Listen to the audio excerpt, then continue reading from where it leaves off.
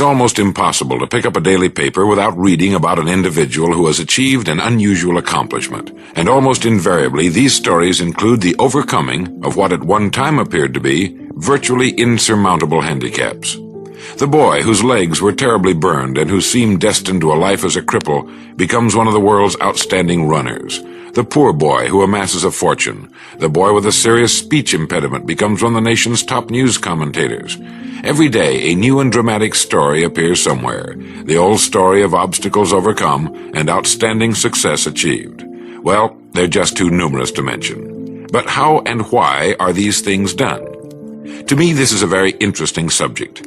These individuals do far more than the average person in order to overcome their handicaps and achieve the success they seek.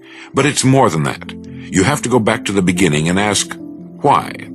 And the answer to that question, if fully understood, will bring you or me anything we want. The answer is simply, they had a goal. That is, they had fixed in their minds a point they had to reach. Something that was more important, far more important than the effort and time that had to be expended. A dream seen only in the mind and felt only in the heart that was too big to be denied. A dream which rose before their eyes when they awakened in the morning and which was the last thing they thought about as they dropped off to sleep at night. This great dream, this surging, dynamic thing which was invisible to all the world except the person who held it, is responsible for every great advance of man. It is behind and the cause of everything we see in the world around us. Everything in the world is a dream come true. It is a goal reached. Napoleon Hill put it this way. He said, "What the mind of man can conceive and believe, it can achieve." It is the skyscraper, the bridge spanning the bay, a rocket ship to outer space, and it's the little corner business establishment. It's the lovely home in the suburbs. It's a youngster getting a diploma and the new baby in its mother's arms. It's a golf handicap and a business position reached. What the mind of man can conceive and believe, it can achieve. Do you know what this means to you and me? Well, let me try to explain, and I might add, it took me 17 years to find this out for myself.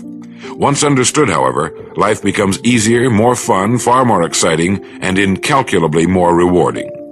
To begin to fully understand this subject, we have to realize that it's at the basis of any success. It is, in fact, the very definition of success.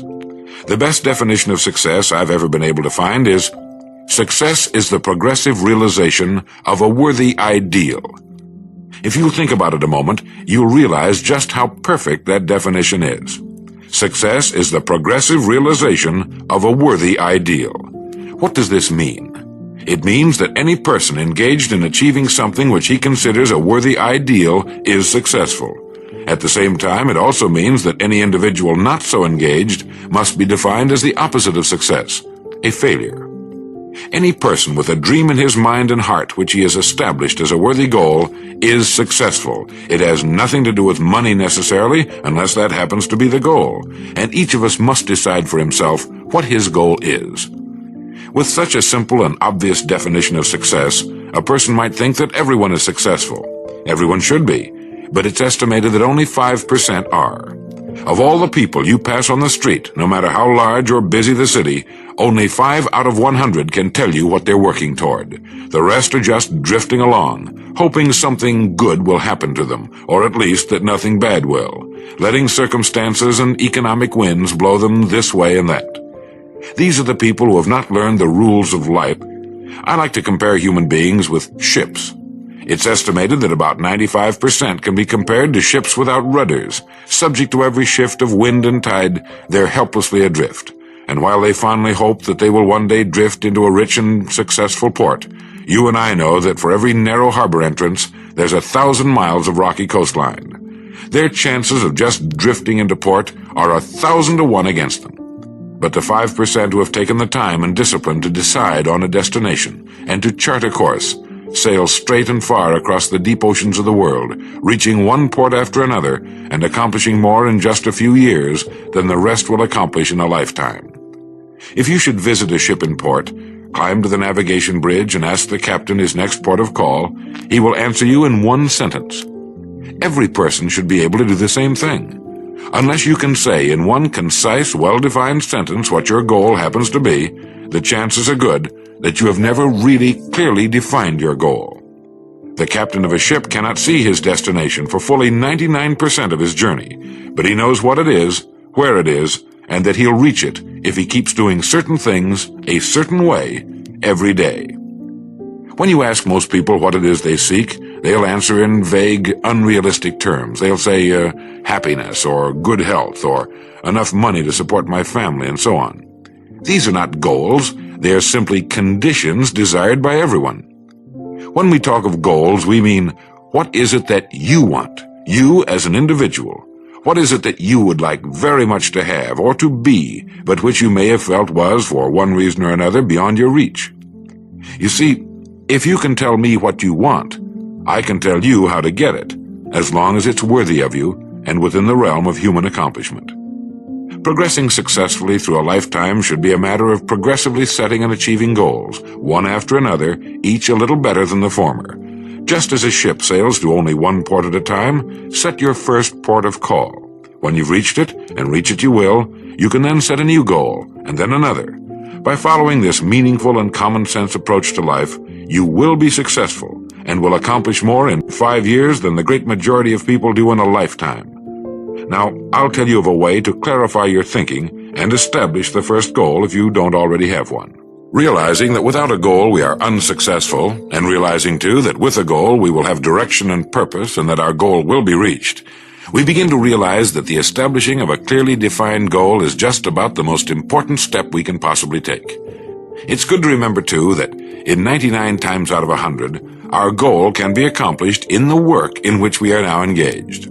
If you don't know what it is you want more than anything else, in other words, if you're not one of the fortunate individuals who knows exactly what it is he seeks, get off by yourself someplace and spend an hour or so writing down the things you would like to have. This could include a beautiful home, a car, a certain amount of money, a specific income, a particular position with your company, and so on. A sales quota, any one of 100 things. Write down as many as you can think of.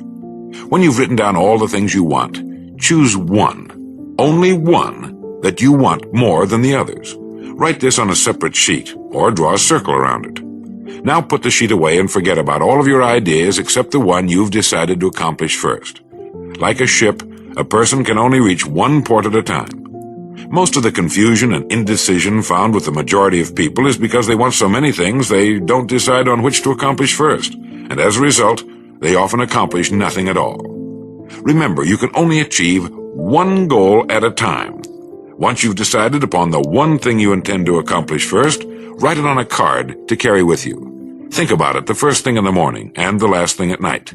Think about it as often during the day as you can. By doing this, you will be forcing your goal into your subconscious mind, from which will come the answers you need as you need them for its accomplishment. This is the process used by the most successful men and women in the world. This is the same system used by the mathematician and philosopher Bertrand Russell. Think about it as often as you can. Get a mental image of your goal already having been accomplished, but be sure to be absolutely specific. Don't generalize. If your goal is a certain amount of money, write down the exact amount and the time limit for earning it. If your goal is a beautiful home, get a picture of the exact home, even if you have to pay an architect to draw the plans and elevation for you. You might as well, for believe me, you will accomplish it. Be very careful about what you set your mind and heart upon, for if you want it strongly enough, you'll get it. I mentioned that I spent 17 years looking for this answer. I did. I wanted to know what separates the haves from the have-nots, not just in a financial sense, although that's certainly an important part of living, but rather in every sense. I started looking for the answer in 1933 during the Depression, and I didn't find it until New Year's Day, 1950. The answer I was looking for was the secret to achievement, the secret of success. All of a sudden, I realized that in the hundreds of lives I'd studied and the countless books I'd read, a plain and simple fact had been staring me in the face all along. It is simply that we become what we think about. You see, you are, at this moment, nothing more than the sum total of your thoughts to this point. Similarly, you will be, next year, 5 years from now, and so on, what you think about from this point onward. That's why the establishing of a goal is so vital to success. Unless we're thinking about the thing we wish to accomplish, our thinking is erratic, confused, jumping first from one thing to another, with the result that we accomplish nothing, arrive nowhere. By thinking every morning, every night, and as many times during the day as we can about the single goal we've established for ourselves, we actually begin moving toward it. By concentrating our thinking, it's like taking a river that's twisting and turning and meandering all over the countryside and putting it into a straight, smooth channel. Now it has power, direction, speed. It's the same with our minds. Once we know where we're going, we know why we get out of bed in the morning. We know why we're working and why it's important to do the very best work of which we're capable. We know why it's vital that we cut ourselves away from the big, sluggish river of people who are drifting without purpose and cut the channel straight and clear to the dream in our heart. Some evening, stand at a busy street corner and examine the faces of the crowds that pass. Look at how they walk. Look at their expressions. Do they seem interested, happy, purposeful, interesting? Or do they seem, for the most part, dull, uninterested, even bored? If you keep watching long enough, you'll see a person with a quick and purposeful step, a good carriage and posture, with interesting, intelligent eyes who walks as though he knows where he's going and who's going to insist on getting there. Close to 1 billion human beings on Earth would give anything they have for the freedom and personal liberty you and I take for granted. The right to choose their work and their goals, to live in our bountiful standard of living, to know the peace and privacy of our homes, and to have laws which protect the citizen rather than persecute him. We have it all, and yet in the midst of our plenty, millions lead unhappy lives, living from day to day, month to month in a prison of their own building. These are the ones who have never made the decision that could set them free. They have not decided what to do with their lives, even in a climate of freedom. As Carlyle said, the man without a purpose is like a ship without a rudder, a waif, a nothing, a no man.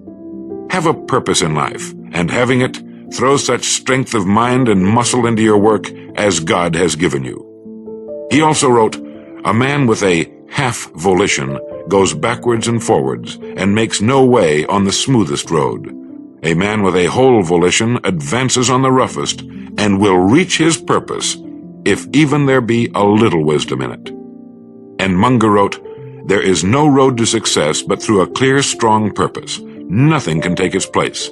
A purpose underlies character, culture, position, attainment of every sort. Decide on your goal. Insist upon it. And for the next 30 days, look at your card with your goal written on it every morning, every night, and as many times during the day as you can. Force your goal into your subconscious mind. See yourself as already having attained it. Do this without fail every day for 30 days, and it will become a habit that will lead you from one success to another all the days of your life. For this is the secret of success, the door to everything you will ever have or be. You are now, and you will become what you think about.